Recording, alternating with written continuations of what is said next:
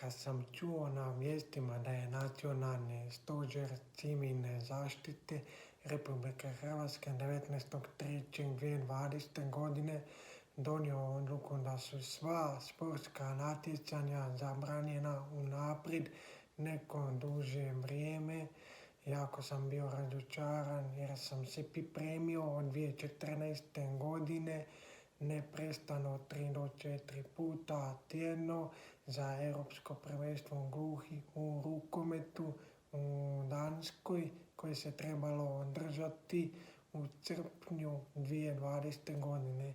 Pripremio sam se i fizički i psihički i unaprijed planirao godišnji da bi 19.3.2020. godine sve palo u vodu.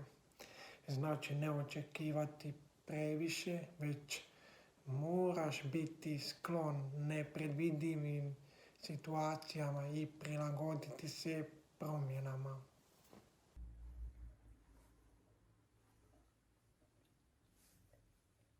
Do sad treninzi su bili grupno u dvorani u teretani i vani trčanju u prirodi i kako smo morali ostati kući po naredbama stožera, trening sam zamijenio na prostirci u kući radeći trbušnjake, sklekove i čučnjeve i dobivanje snage i vježbe, istezanja i rastezanja i tako dalje, da bi održao kondiciju.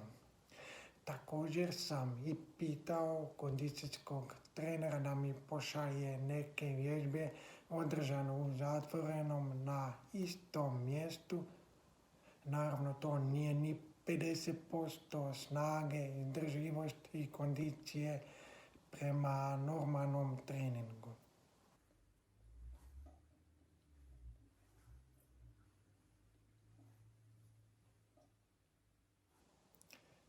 Za buduća natjecanja pronalazim motivaciju, tako da strpljivo čekam da ta situacija se da 19 prođe jer sve dođe i prođe, pa tako će i to proći. I već imamo planirana natjecanja u 2021. godini i sve se polako vraća u normalu i jedva čekam svoje treninge sa ekipom i guštije slobodno trčati i igrati bez ograničenja.